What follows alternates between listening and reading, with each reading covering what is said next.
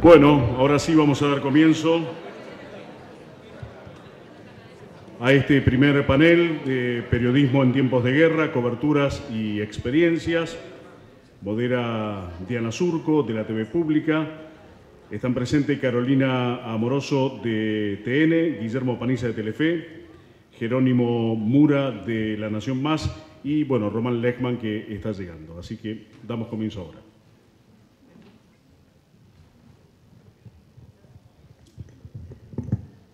Hola, hola, ¿cómo les va? Bienvenidos a todos y a todas.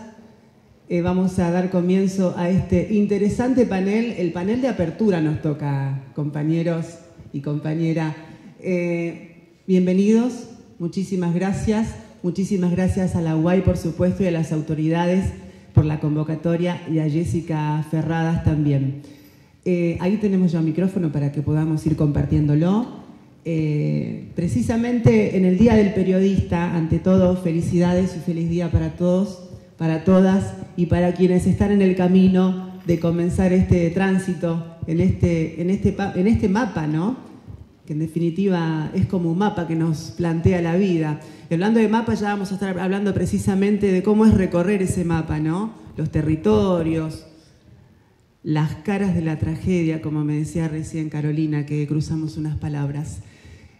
Bienvenidos a todos y a todas, en un contexto muy especial en este momento, no solamente por la situación del país, sino también por el conflicto global, ¿no? Las guerras son globales, las guerras, ni hablar la guerra en Ucrania, un conflicto del más importante que se tiene registro desde el primer comienzo de la primera mitad del siglo XX en Europa. Vamos a estar compartiendo experiencias, esa es la idea. El encuentro para mí es un desafío muy lindo, para quienes tenemos este comienzo en los medios, en televisión sobre todo. Veo sus rostros y me emociono, sinceramente se los digo, porque ustedes cumplen una tarea fundamental. Cuando hablamos de cubrir conflictos, Guillermo Paniza, si tendrás registros de todo esto, ¿no? Quiero comenzar mientras esperamos al señor Román, que todavía no está. En un minuto, si se pueden presentar. Carolina Amoroso, ¿quién sos? ¿Cómo te presentás? Mira, estaba apagado el micrófono, convenientemente se prendió con esa consigna tan difícil. Hay una frase, seguro la voy a parafrasear, de Victoria Campo, que dice: y cumpliendo mi sueño traté de justificar mi vida, o mejor diría, de hacérmela perdonar. Y yo soy una chica de Bransen que está tratando de vivir su sueño, y mi sueño es contar historias, aproximarme a lo que entiendo que es la materia más sagrada, que es el dolor de las personas, y contarlo primero para que no nos resulte indiferente. A mí me apasiona el periodismo internacional, y parte de lo que me apasiona es ayudarme a entender y ayudar a que otros entiendan que no hay dolor tan lejano como para que no te importe nada, ¿no? Así que ese es mi llamado, y con torpezas, con aciertos y equivocaciones, ese es el camino que emprendí, y el camino que de distintas maneras me ha salvado la vida. Gracias, Carolina. Señor Guillermo Paniza, vamos así por orden aquí. Bueno, buen día a todos. Qué lindo estar acá, qué lindo reunirnos. Nada, es un desafío también, ¿no? Cuando uno habla de sí mismo es más complicado para nosotros. Soy un cronista, básicamente se trata de eso. Soy una persona que está en el terreno, que cuenta historias. Veíamos recién el resumen de la UAI, de todo lo que nos ha tocado vivir recientemente, ¿no? Una guerra que está en desarrollo todavía, sin un final determinado, no se sabe qué va a ocurrir. 2 años de pandemia, con la esencialidad del cronista, ¿no? Que se ha puesto de manifiesto en cada cobertura, con Jero, con Caro, bueno, con quienes estuvimos todo el día, con los miedos y con la incertidumbre de no saber cómo lidiar con un COVID, con una pandemia. Me parece que no debe perderse de vista el laburo del cronista, ¿no? Que no sobreinterpreta, que no editorializa, que es la persona que está en el campo, que está en el terreno, mira, comparte, cuenta, no más. Me parece que si me tengo que referir a mi trabajo, tengo que decir eso, ¿no? el desafío de la esencialidad, de seguir diciéndolo, de reivindicar la tarea, porque la guerra ha reivindicado el rol del periodismo, ¿no? Más allá de los análisis, más allá de la geopolítica. Nosotros estuvimos los tres y quienes estuvieron también,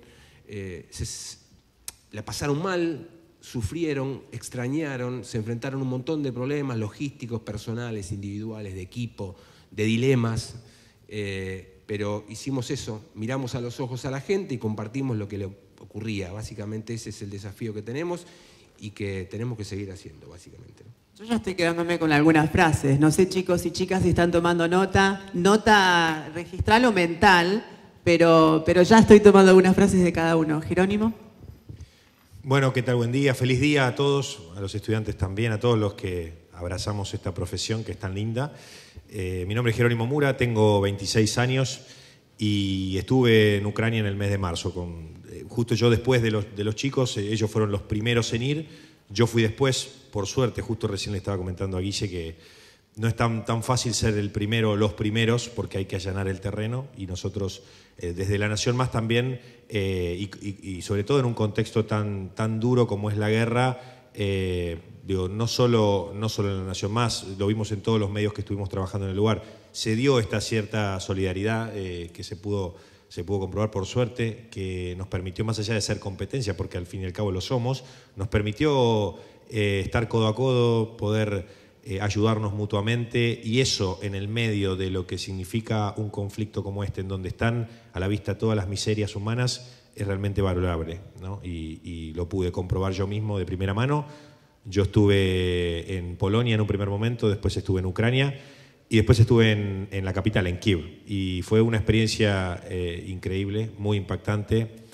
Yo no era corresponsal de guerra hasta que no ocurrió esto. Yo soy cronista, yo trabajo en el terreno, como lo hace Guille y Caro también en algunas oportunidades, y si bien había cubierto algún tipo de incendio, explosión, marchas, todo lo que uno se imagina que pasan habitualmente en las calles, esto fue una situación extrema. Por suerte lo pudimos hacer bien, pudimos reivindicar la tarea del periodista, que era esto que comentaba Guille, que fue tan importante para todos los periodistas de todo el mundo, y pudimos hacerlo. Así que soy también un afortunado de estar acá y les agradezco a todos por la invitación. Muy lindas testimonios de cada uno para esta presentación. Reivindicar la carrera del periodista, Qué interesante frase, aunque parece tan simple, ¿no? Les pedía que se presenten en este comienzo porque precisamente para ellas y para ellos que están comenzando este camino y están estudiando una hermosa carrera y fascinante carrera cuando fluye la pasión por el periodismo, es acercarles a ellos con los testimonios de cada uno de ustedes, porque hubo un día de comienzo en cada uno, ¿no? Hubo un día en donde estábamos de ese lado, hubo un día en donde comenzaron los sueños a tomar forma, y tomar forma es prenderle el motor y avanzar y continuar. Precisamente hablando del conflicto que, bueno, nos congrega en este momento porque es lo que está sucediendo, más de 100 días de conflicto desde el 24 de febrero, cuando comenzó la invasión de Rusia a Ucrania. Podríamos empezar con 1000 preguntas, pero el desafío que hay por delante, y miro a Guillermo Paniza con todas las coberturas, te hemos visto hacer tantas coberturas, supongo que, y por algo lógico, cada conflicto tiene su universo, cada conflicto se diferencia de uno del otro. Carolina, te tocó precisamente ir a cubrir. ¿Cuál es la rutina de un periodista, el día a día, y cómo se llega a abordar esa rutina? Porque hay una preparación previa, hay una anticipación, hay una protección, hay un equipo que te acompaña. ¿Cómo es precisamente ese comenzar la cobertura? Bueno, yo tengo un lema que no sé si es muy... Lo leí una vez en un libro y dije, esto me gusta para agarrarme como lema de vida.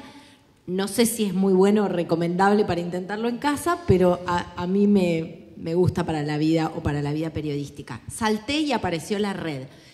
La verdad es que prepararte para un cataclismo de estas características es prácticamente imposible, ¿no? O sea, sí podés A ver, hay un curso de periodismo en zonas hostiles, hagan el curso. Yo personalmente no lo hice, pero sé que es muy, muy formativo. Cascos Azules también brindan cursos. Exactamente, exactamente, ahí en Campo de Mayo. Sí. Hay realmente muchas cosas que se pueden hacer. Yo encuentro en las coberturas que me han tocado a lo largo de los últimos años, he estado en la frontera colombo-venezolana, quizás lo recuerdan en el frustrado paso de la ayuda humanitaria, fueron días donde se vieron escenas dantescas, muy, muy violentas. Estuve en la caída de Evo Morales en Bolivia, antes en la liberación de Lula. Son momentos donde además se producen quiebres en el tejido social muy, muy fuertes y situaciones, escenas que no te imaginás viendo o cubriendo en tu vida. Y estás cubriendo mientras las estás descubriendo por primera vez. Estás descubriendo, esto sucede, no me lo están contando, esto está sucediendo. Creo que esas experiencias te sirven mucho. Por supuesto que la instancia de cubrir una guerra es, digamos, un escalón sustancialmente más arriba, ¿no? En términos de lo dramático que es la situación. Recuerden que el éxodo ucraniano, nosotros volamos el mismo día de la invasión. El éxodo ucraniano es el éxodo de más rápido crecimiento desde la Segunda Guerra Mundial. Y en esos primeros días ingresar a Ucrania era ver imágenes que solo habías visto en un libro. Era impactante. Y en lo personal me pasaba que miraba a esas mujeres, y un poco te lo contaba antes de que empiece la charla, y decía, son mis hermanas, son mis amigas, porque las protagonistas del éxodo eran mujeres de mi edad o más jóvenes, cargando a sus chicos hacia la nada, porque es hacia la nada, es huir de ser arrasado para irte hacia la incertidumbre y dejar atrás a tu amor, tu hogar, todas las cosas que te hacen una persona. Así que ese primer impacto fue como un cachetazo, y te diría que por supuesto que es importante trabajar con un equipo. Yo trabajé con Gonzalo Báñez como productor, Osvaldo Toto Berizo como camarógrafo y Rodrigo Sánchez Miguel como asistente de cámara.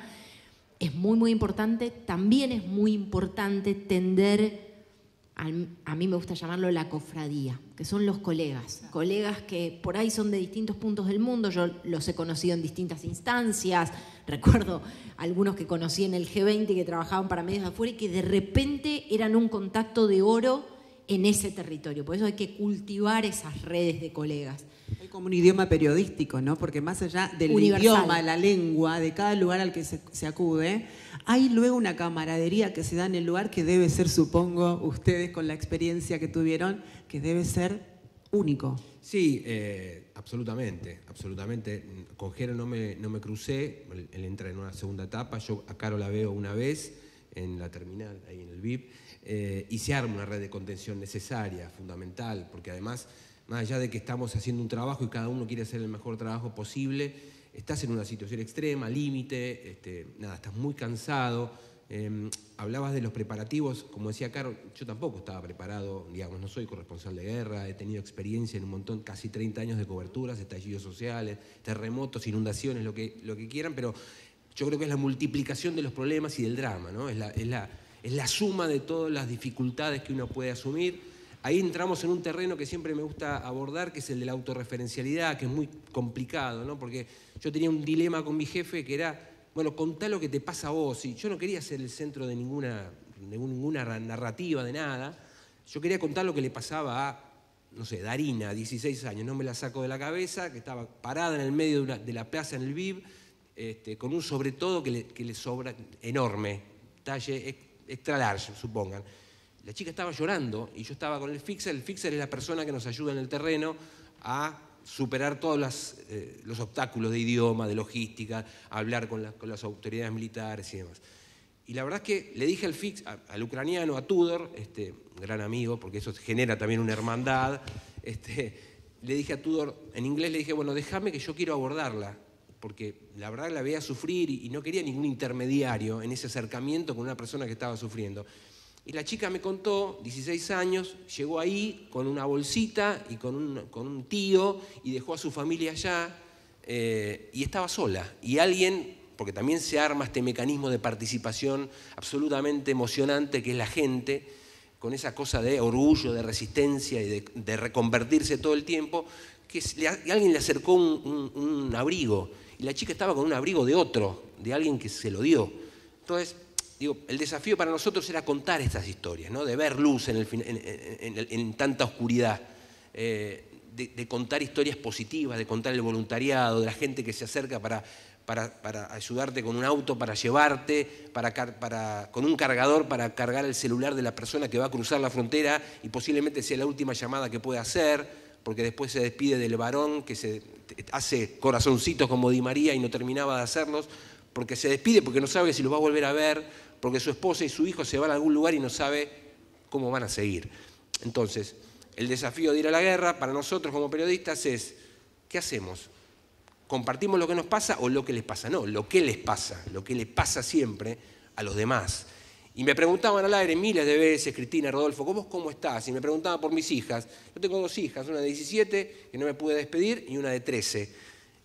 Cuando te preguntan eso en Ucrania, 8 grados bajo cero, en toque de queda, en la puerta del hotel o del apartamento, obviamente te quebrás. Y ahí empieza otra vez el dilema de, me quiebro yo, pero imaginen, si esto me pasa a mí, ¿qué le va a pasar a Darina? ¿O qué le va a pasar a Stas? Un tipo que estaba con el celular viendo cómo le mandaban videos de su casa incendiada por un ataque en Zaporilla. O sea, entender dónde estamos ubicados, 15 minutos de resolución cuando te dice tu jefe, tenés que ir, decidite, miro a mi mujer, miro a mis hijas, dale, vamos, pulgar para arriba, vamos. Sin curso, nada, un RCP que uno sabe hacer porque trabaja de esto, pero no mucho más. Uno va ahí a jugar el partido y ver cómo lo desarrolla y cómo lo hace.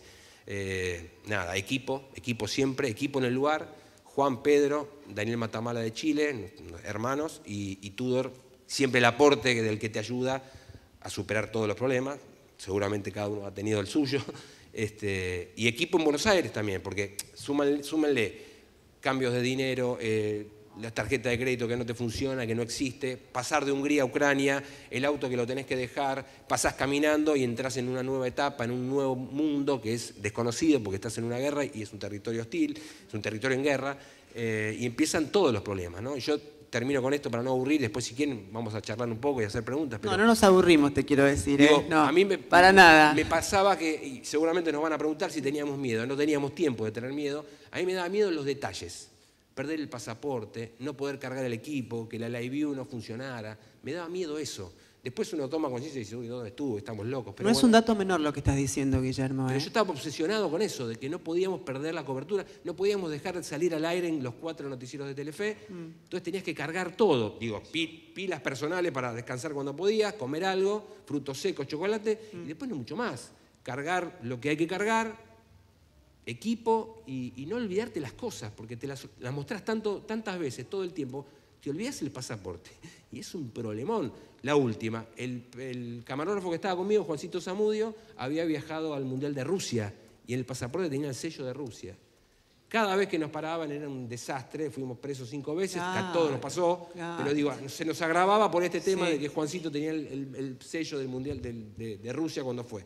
Nada, no es nada comparado con lo que le pasa a la gente que todavía está peregrinando y viendo qué hace con su vida después de una situación como esta. Jerónimo.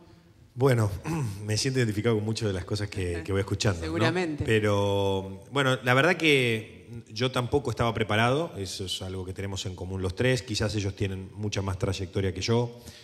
Yo me encontré con que un viernes estaba trabajando cubriendo la guerra, pero desde la Embajada de Ucrania, con el parte de guerra que daba quien era la máxima autoridad del país ucraniano en la Argentina, y me acuerdo que me llegó un mensaje de mi jefe que me preguntaba si sabía inglés, cómo me llevaba con el inglés. Ese es un mensaje también que me gustaría darles a ustedes, sepan inglés, porque si yo no hubiese sabido, no hubiese ido y me estaría lamentando mucho. Y yo le dije que sí, que sabía, y le pregunté medio en chiste, medio en broma, si me iban a mandar a Ucrania, porque piensen ustedes que sobre todo en esta época, ¿no? Es muy común que un canal de noticias, sobre todo Argentina, con la economía que tenemos, resuelva de la manera más sencilla, más simple y más barata, quizás es contratar a un corresponsal que ya está en el lugar, o que vive cerca, por lo menos, ¿no? Y que me hayan propuesto eso a mí, obviamente me movilizó mucho, yo les dije que estaba dispuesto. Yo, a diferencia de Guille, yo no tengo hijas, no tengo esposa, No tengo pareja, solo tengo mi perra, que se la di a mi papá, que me la cuida unos días, y yo por suerte en ese sentido pude resolverlo de una forma mucho más fácil y rápida. Pero igualmente mi mamá estaba preocupada, mi papá estaba preocupado, mi abuela lloró muchísimo cuando me fui. Y bueno, ellos entendían igual que esto era lo mío, y ahora lo reconfirmo. 1 minuto de aire allá te hace sentir que todo lo que pasaste valió la pena.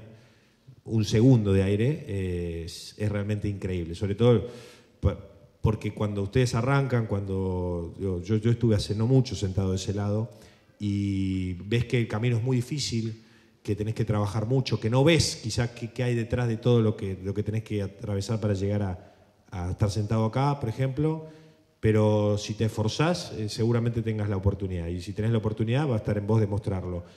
Y cuando cumplís eso, que es demostrarlo, es realmente gratificante y la verdad que vale la pena todo el esfuerzo. Así que yo cuando tuve la oportunidad no lo dudé, dije que quería viajar, y el sábado me dijeron preparar la valija, poner ropa de abrigo porque están haciendo 10 grados bajo cero. Dije, bueno, yo no tenía ropa para nieve, la verdad, puse lo que tenía y dejé la valija preparada. Me dijeron, te vamos a avisar, y hasta el domingo a la tarde no tuve novedades. Domingo a la tarde me sonó el teléfono, me dijeron, te vas mañana al mediodía. Y dije, bueno, igual estamos preparados. Digo, este laburo, este trabajo, sí, me ha pasado 1000 veces. Llegar al canal y me dijeron, sí, pasó algo en San Luis. Ah, bueno, te vas para allá. ¿A qué hora? Ahora, en 1 hora sale el vuelo. Pero tengo que pasar por casa. Bueno, dale, metele que te tenés que... Acá no era San Luis. Bueno, no. Era irte en el medio del conflicto. No, eso seguro. Pero yo ya... ¿Pero qué te pasó ahí? ¿Qué te pasó a vos? ¿En la cabeza, en las sensaciones? Yo lo sentí como el desafío más importante de mi vida, el desafío profesional más importante de mi vida, sin duda lo fue. Por suerte siento que pude estar a la altura de las circunstancias y bueno, y la verdad que tampoco lo medité mucho, tampoco lo pensé mucho. Yo ya lo había hablado. Cuando ellos viajaron, se hablaba mucho de esto de, ¿y si te mandan? ¿Vos vas? Había muchos que decían que no. Dejar a tu familia, con el riesgo que esto implica. Es una decisión. Porque yo estaba en Kiev y vos escuchabas las bombas y mirabas al cielo y veías los destellos que los bajaban con las bases antimisiles que hay en la capital. Y vos decís, ¿y si fallan? ¿Y si cae? Y vos estás durmiendo y te despertás sobresaltado de los tiros, de eso, la sirena a mitad de la noche. Después te acostumbrás, después dormís como un bebé porque estás laburando desde las 8 de la mañana hasta las 12:30, 1 de la mañana. Pero era realmente increíble. Si tuvimos miedo, yo tuve mucho miedo en algunos momentos. Miedo, no un miedo paralizante, no se confundan. Fue un miedo en el cual dije, bueno, hay que enfrentar esto de la mejor forma, con mucho cuidado, porque tampoco uno puede tomar decisiones sin consultar. En mi caso sería a mis jefes y a la gente de la Nación, el equipo de Buenos Aires, pero también era con mi compañero, con Jonathan Cott, mi camarógrafo. Nosotros no teníamos un equipo tan amplio, pero entre los dos íbamos resolviendo los problemas, los íbamos sorteando los obstáculos. Conseguimos un fixer, que era un ucraniano al cual le pagábamos para que esté con nosotros, porque era una cuadra que hacías con el auto y te frenaban para ver quién eras. A mí me han llegado a poner un Kalashnikov, una AK-47 acá, preguntándome quién era. Y yo con el cartelito de press, que por más de que ellos no hablaban inglés, es internacional, pero sospechaban de cualquiera. Es tan hostil el clima que se respira en Ucrania que ante la mínima duda vos podés ser un espía ruso. Entonces tenés que estar preparado para todas estas circunstancias. Y tuvimos en muchas situaciones así, muchas situaciones límites, que para nada nos hizo pensar de volver ni de cortar con lo que estábamos haciendo, pero sí de tomar todos los recaudos necesarios para seguir adelante. Y por suerte, bueno, eso fue lo que hicimos. Y perdón, pero mirá qué puntual en ese momento, cuando hablamos esto, o el carnet de periodista o la credencial, sí, esos deben ser los momentos en los que resignificás el valor o resignifican el valor de la profesión y precisamente se vuelve como un escudo protector en ese momento, ¿no? Sí, ni hablar porque la importancia, vos no sabés la cantidad de ucranianos que, si bien, imagínense, perdieron todo. Había gente durmiendo en las estaciones de tren esperando el coche, el tren que los llevara del otro lado de la frontera, que nos agradecían muchas veces por mostrar lo que estaba pasando, por mostrar las barbaridades que estaban ocurriendo, que puede tener mucha propaganda política atrás, uno puede decir, no, atacaron los mismos ucranianos, los rusos dirán eso, los ucranianos dirán los rusos atacaron acá, pero los hechos, digo, son los hechos. Nosotros mostrábamos el agujero en el edificio donde cayó la bomba y cayó la bomba. Entonces, vos estando ahí presente, también ayudabas de alguna forma a que esto se conozca, a que digo, esta gente también recibiera la ayuda que recibió, que en una situación tan límite lo pudieron hacer. Por suerte, digo, no solo por nosotros, por miles de periodistas que estuvieron trabajando ahí. He tomado algunas palabras de Carolina, de Guillermo. ¿Querías agregar algo, Caro? Sí. Hay un elemento muy importante que me parece que fue particularmente difícil en esta cobertura y tiene que ver con la desconfianza, sobre todo cuando ingresabas en los primeros días. A nosotros nos requisaron los vecinos del primer departamento donde llegamos. Nosotros viajamos ese mismo jueves al mediodía. Habíamos estado toda la madrugada cubriendo en vivo en TN, yo saliendo por teléfono de mi casa viendo las imágenes, no lo podía creer. Un mes antes, en mis vacaciones, le había mandado un mensaje a un jefe diciendo: quiero ir a Ucrania, si llega a pasar algo, por favor. Bueno, finalmente sucedió esa mañana. Pidan, levanten la mano y sigan los temas, sigan obsesivamente los temas en los que sienten que hay algo que los hace vibrar o que hay algo que van a querer contar. No siempre sucede en el momento. Yo estaba de vacaciones en Brasil cuando mandé ese mail, pero un mes después sucedió. No, te decía que, o sea, fue tan, digamos, había sido tan reciente todo cuando nosotros ingresábamos que conseguimos entrar en un colectivo.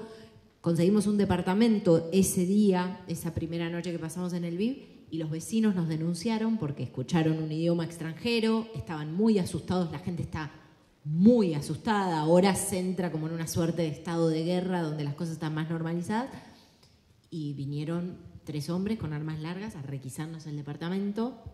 Y hay un elemento que a nosotros nos sirvió bastante, que quizás a ustedes también, que tiene que ver con la televisión. La televisión tiene esa cosa como de universalidad. Mostrar el streaming en vivo de la transmisión o de alguna salida nos permitía validar que en efecto éramos corresponsales, que en efecto éramos periodistas.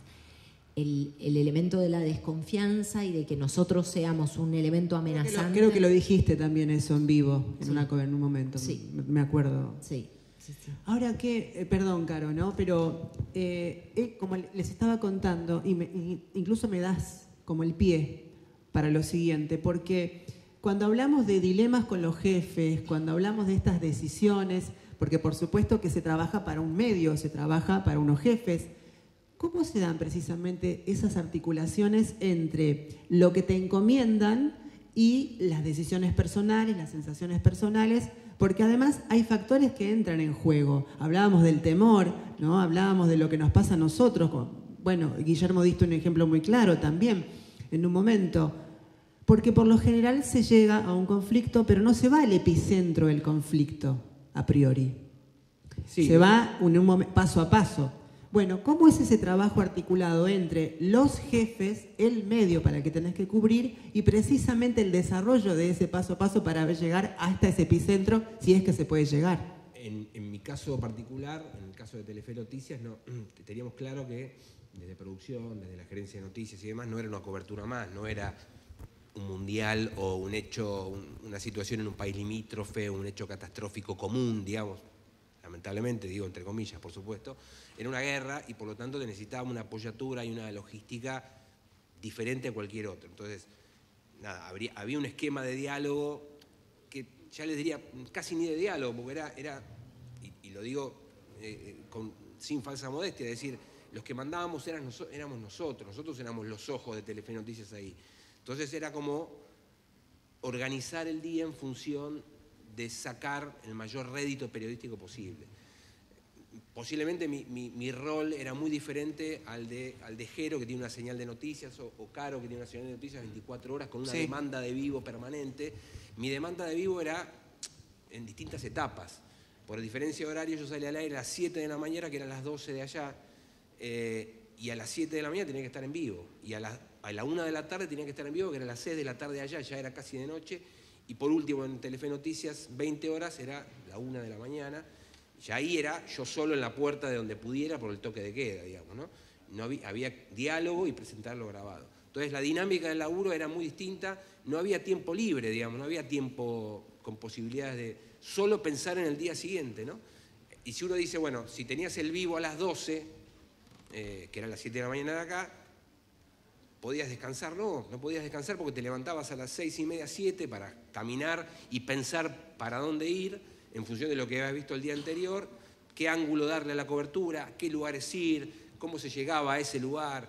Me acuerdo, fuimos a un polígono de tiro donde la gente improvisaba prácticas de tiro, ¿no?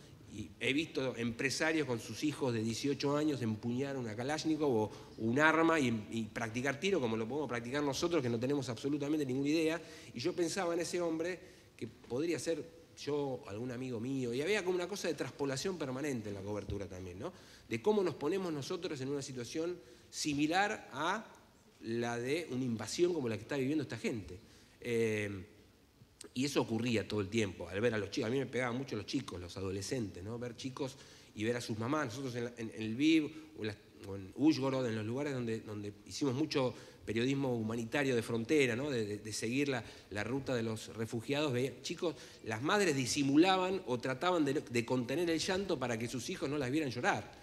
Y nosotros tratábamos de jugar a la pelota con cosas de papel, anotadores que teníamos de papel para entretener a los chicos, para hacer algo, digamos, hacer algo proactivo para esa gente, que no es nada, es apenas un detalle, pero digo, hacer cosas que nos hacían sentir bien, ya estar ahí nos hacían sentir bien, sentíamos que éramos proactivos en cuanto a la difusión de lo que ocurría, ¿no? Y éramos, como dice Jero, necesarios, la gente nos agradecía, y éramos de un confín, somos periodistas de Argentina, ¿no? Y vos decís, bueno, país remoto, ¿qué tiene que ver con Ucrania? Y sin embargo nos allanaban el camino, nos permitían grabar muchas cosas que pensábamos que no podíamos hacer, y la argentinidad a veces que nos hace de salvoconducto, con la anécdota de mi querido Juan Zamudio, que mostró el tatuaje de Maradona en un checkpoint, y estábamos presos ahí sin los celulares y sin el pasaporte, y mi camarógrafo le muestra el tatuaje de Diego, y el tipo se conmueve, un militar, gesto adusto, rústico, sin comprender nada, mira el tatuaje de Maradona, dice Argentina Maradona, y nos liberaron. Así que nada, son cosas que también ocurren en una guerra y la verdad que también vale la pena contarlas, aún con el pecado de la autorreferencialidad, porque yo me negaba a contar muchas historias, pero en el canal me volvía loco para que le repita todo el tiempo. Nada, cosas que ocurren y que tiene que ver con el desafío periodístico de estar ahí, ¿no? Caro y Jero. Sí, me parece que este tipo de coberturas de alguna manera son instancias en que la vida te dice, bueno, a ver qué persona sos, a ver qué persona sos. Digo, si no salís una persona distinta de Ucrania, no fuiste a Ucrania, digamos. Te diría que el trabajo en territorio primero tiene que ver con comprender y abrazar ese dolor que estás viendo. Yo pocas veces he cubierto crisis humanitarias. Mi primer libro es sobre sobre el éxodo venezolano. O sea que conozco la desesperación humana, pero el nivel de desesperación, alienación, shock y tristeza que yo veía en esos andenes abarrotados de gente tratando de subir, de despedirse y de rogar al cielo por un desenlace feliz, ese nivel de desesperación no lo vi nunca. Y los nenitos, los chiquitos, las criaturas hieráticas, congeladas, algunos con el ceño fruncido, y vos decís, este no es el rostro de un niño, este es el rostro de alguien que la vida lo hizo crecer de golpe y estas vidas cambiaron para siempre, o sea, estas vidas están signadas para siempre por esto. Te diría que en cuanto a cómo es avanzar, bueno, nosotros llegamos, estuvimos en Polonia, después estuvimos en el Lviv, después estuvimos en una ciudad como del interior profundo de Ucrania que se llama Rivne, hacia el norte, una ciudad donde todo el mundo estaba armado, muy, muy impresionante, un alcalde diciéndonos a cámara, nosotros vamos a enfrentar al que sea que viole nuestras fronteras con nuestros cuerpos. Y después llegamos a una ciudad que se llama Zhytomyr, mira qué fallido que se llamó, que se llama Zhytomyr, y Zhytomyr estaba siendo muy asediada por esos días. Zhytomyr queda a 1:10 de Kiev. Primero fueron Gonzalo y después fuimos todos con el equipo. Y recuerdo que habían bombardeado una escuela y después habían bombardeado un edificio residencial. Yo nunca había visto una especie de cráter en el horizonte y nunca pensé, tomé dimensión en ese momento. Nuestra fixer, nuestra productora local, se llama Jania Boisla. Para nosotros fue un ángel, fue muy importante. Y en un momento la miro a Jania y me veo a mí entre los escombros y digo, somos las únicas mujeres, esta ciudad está vaciada. Por eso el fallido de esta ciudad era, porque está vaciada de vida. Solo quedan prácticamente los hombres y las armas. Ver, sentir una ciudad vaciada de su vida.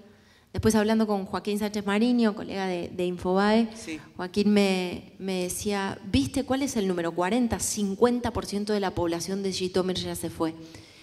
Y cuando volvemos a la escuela que había sido bombardeada y nos estamos yendo, veo dos criaturas acercarse a la escuela donde jugaban, ahora atravesada por algo inexplicable para ellos. En medio de ese silencio y de eso que parece ser como la mano de una deidad mala que agarra una aspiradora y le succiona el alma y la vida a un lugar. Y siempre te pregunto, o sea, lo que más te tortura, o al menos lo que más me tortura a mí, es por la noche. Nosotros dormíamos muy poco porque las últimas salidas en vivo eran en los programas del prime time de TN, de más políticos o más de actualidad, con lo cual a las 3 de la mañana, 3:30 terminaba la última salida y al otro día levantarse temprano porque como había toque de queda había que grabar material para presentar en Telenoche o en algún noticiero central. Y encima a mí me torturaba a la hora de dormir mucho empezar a pensar en las líneas de tiempo de estas personas. ¿Cómo sigue la vida de Władek? ¿Cómo sigue la vida de esto que decía él, no? Yo me voy. ¿Y cómo sigue esta vida? Y la sensación casi infantil de que querés agarrarlos a todos y llevártelos con vos a un lugar seguro. Por eso digo que Ucrania te da la oportunidad de convertirte en una persona o en otra, pero seguro no sos el mismo que el que eras cuando te fuiste, ¿no? Caro, ya vamos a ir con Jero, pero quería preguntarte puntualmente a vos, Carolina, porque en tu testimonio se percibe, por supuesto, lo que dimensionabas en ese momento. Creo que has estado cerca de 20 días cubriendo. Sí. En un momento, te vimos llegar hasta una parte, pero luego te vimos volver, tomó la posta Nelson Castro. ¿Cómo se toma esa decisión? Y quería preguntarte si hubo un momento de quiebre en vos, en el medio y en el marco de lo que pasaba. Bueno, tiene que ver un poco con la lógica de los relevos, que obviamente 21 días de cobertura en un contexto como ese se hace fuerte y el canal tomó la decisión. Obviamente que como periodistas, e imagínate que en mis vacaciones en enero estaba pidiendo viajar a Ucrania, no me hubiera vuelto nunca, digamos, y si me dijeran hay que volver a Ucrania, vuelvo mañana. Pero también entiendo que es necesario, ¿no? Oxigenar una cobertura, por el equipo que está en el lugar, por lo que implica además la intensidad de la transmisión y del vivo. ¿Por ser mujer te costó más? Digo allá, no hablo del abordaje desde los jefes, sino allí, in situ, en la guerra. ¿Percibiste eso, que por ser una periodista mujer te dificultó los avances o el paso a paso en la profesión, en la cobertura? Mira, te diría que creo que con los ucranianos no. Porque hay algo que tiene hasta que ver con algo instintivo, como no resulto alguien amenazante, casi que ni fisonómicamente, ni... Había algo que incluso lo hemos hablado con la polaca, con la productora, me decía, es como que si vos pasás adelante están más tranquilos, o vos les pedís permiso, están como más, o tienen cierta tranquilidad de que quizás no parezco alguien eventualmente amenazante, ¿no? Porque con los hombres está esa desconfianza de la infiltración, de que pueda ser alguien o parte de una infiltración. No sé, la verdad que yo no lo sentí, sería contrafáctico decirte me costó más o menos porque no tengo punto de comparación. Sí, hay algo que a mí me parece importante marcar, que es que hay una guerra que es la guerra de las mujeres, o la guerra contada por las mujeres. Y en este caso, en el elemento del destierro, el elemento humanitario, las tiene como protagonistas.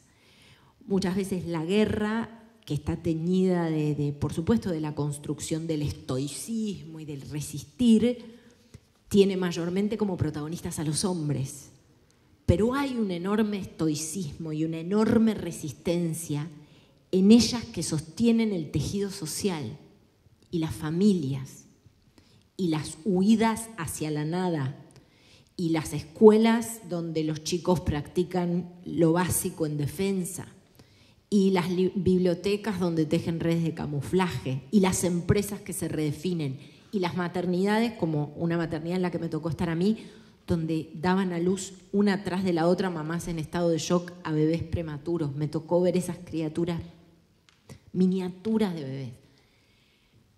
Entonces, hay una guerra que es la guerra de las mujeres y que hay que contarla. Las mujeres han sido profundamente invisibilizadas del relato de muchas guerras. A mí me tocó ver a mujeres que habían sobrevivido 2 guerras. Me tocó estar con una señora de 97 años a la que nadie le tenía que explicar lo que era ser un pueblo arrasado. Así que sí, eso es lo que tendría para decirte sobre la perspectiva de una mujer cubriendo y enfrentándose a las historias de otras hermanas. Gracias por compartirlo, Caro. Jerónimo, hablando de perspectiva y retomando la pregunta anterior, ¿cómo es ese trabajo articulado, ¿no? Con el medio, consensuándolo con vos mismo. ¿Qué te pasó a vos? Bueno, es bastante difícil, ¿no? Porque hay una diferencia horaria de 5 horas. Piensen que nosotros, por ejemplo, arrancábamos a las 7, 8 de la mañana y acá son las 3 de la mañana. Acá no hay nadie despierto. A las 5 empiezan a reportarse desde la sede de Buenos Aires, desde lo que sería la central del canal. Entonces, en el mientras tanto, nosotros éramos quienes tomábamos las decisiones, ¿no? Esto que decía Guille hace un ratito. Confiaban en nosotros, por eso también estábamos ahí. Y era todo un trabajo consensuado, ¿eh? No es que nosotros decíamos, che, cayó una bomba ahí, vamos hacia ese lugar. No, porque han habido casos perdón, de periodistas que han fallecido incluso de alguna forma desde ingenuamente, ¿no? Desde el decir, voy a contar las noticias desde ese lugar, y capaz que estaban con un fixer inexperto, o en muchos casos no tenían fixer, que son estos que son locales y pueden ayudarte a vos a desarrollar tu tarea periodística. Iban a lugares en donde pisaban una mina, por ejemplo, y explotaban, o eran lugares donde estaban siendo, capaz que no había noticias, pero el lugar había sido tomado en las últimas horas por los rusos. Entonces había que moverse con mucho cuidado. A mí el canal, La Nación Más, me cuidó mucho. No es que me mandaban a lugares en donde no se sabía qué pasaba. Primero lo chequeábamos, primero había un orden para pedir autorizaciones, también para movernos nosotros. Lo hacíamos mucho a la par también con TN. Yo ya estaba compartiendo. Pero ¿quién chequeaba eso desde el canal? Primero era yo, porque estaba yo ahí, ¿no? La información allá es muy difícil también, porque no es como acá que, no sé, yo no tengo el contacto de Zelensky, el presidente de Ucrania. Entonces, corroborar la información era una información oficial. Allá se usa mucho el canal de Telegram, te mandan, el ayuntamiento de Kiev te manda todas las noticias en ucraniano. Yo las traducía, las copiaba y las ponía en el Google Translate, y con eso sabía la información oficial, ¿no? Pero después está en uno ver si, qué sé yo, podés ir al lugar donde cayó la bomba esta mañana, porque puede que no, puede que haya caído y el parte no dice, ojo que es un territorio tomado por los rusos. Entonces hablábamos con gente local, el mismo fixer que nos ayudaba, Anton, a poder corroborar esta información, y ante la mínima duda no lo hacíamos. Y sí, lo que ocurría es que yo quizás iba a un lugar en donde tenía la información que había pasado algo, y después lo que hacía, a modo de camaradería, por así llamarlo, era avisarle o a TN o al equipo de Nelson o a Joaquín Sánchez Mariño de Infobae o a otros periodistas, che, miren que acá se puede salir, pueden venir. Lo mismo hacían ellos, y a veces nos cruzábamos, uno iba para el otro lugar, cada uno, obviamente, no dejamos de ser competencia, alguien va a dar siempre una primicia por sobre otro, pero eso no quitaba que nos respetáramos el uno al otro y en un contexto tan difícil nos ayudáramos.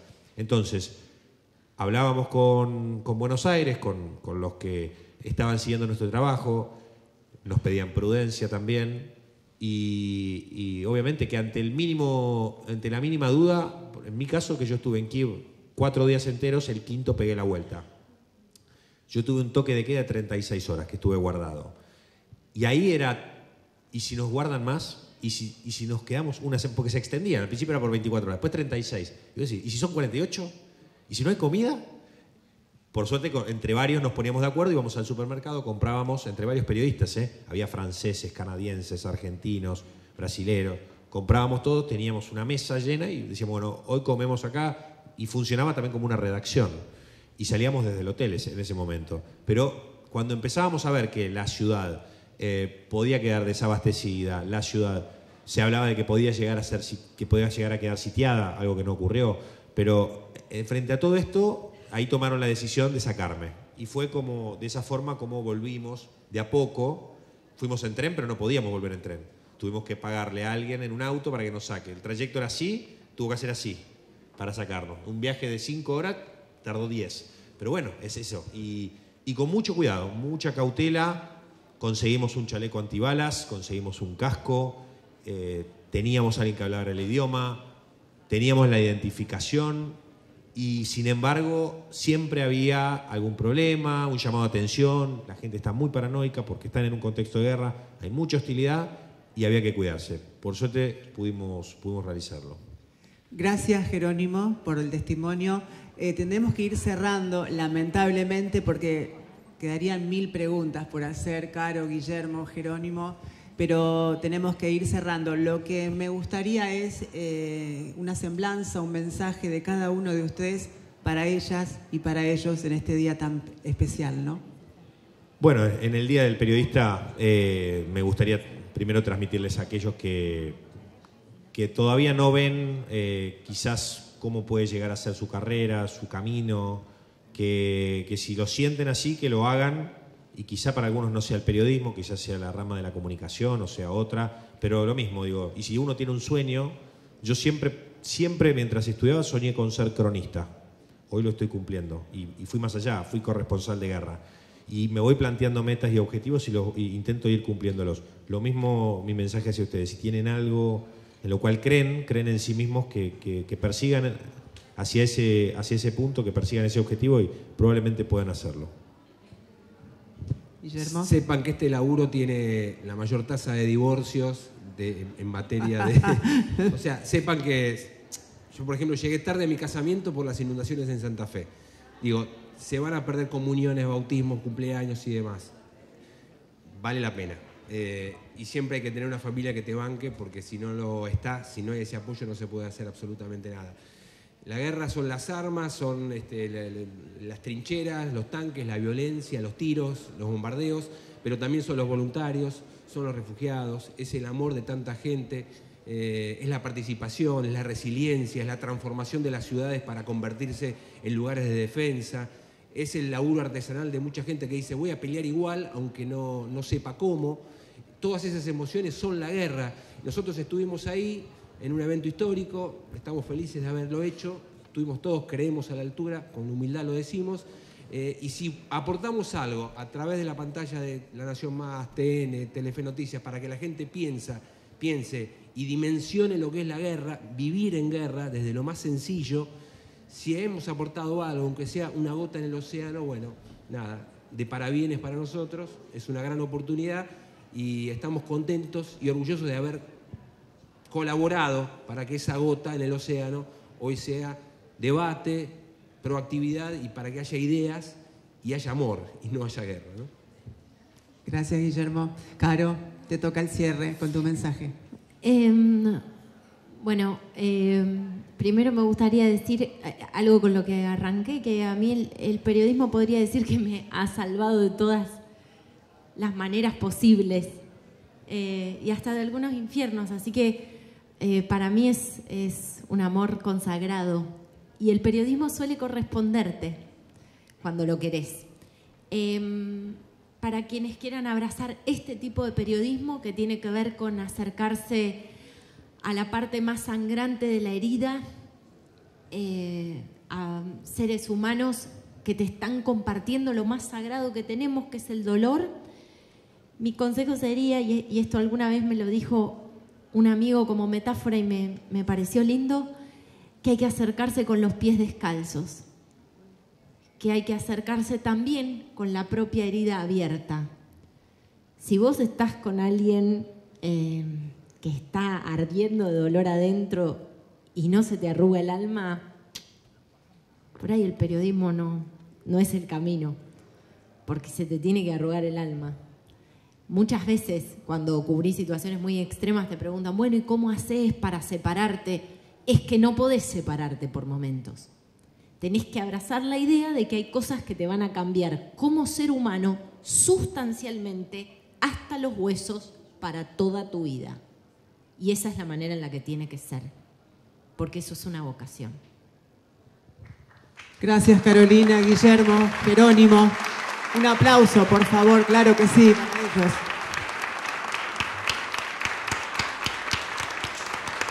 Bien, muchísimas gracias. Muchas gracias. Y bueno, damos por concluido el primer panel de esta semana del periodista. Coberturas en tiempos de guerra, experiencias de cada uno de nuestros compañeros. Colegas, muchísimas gracias.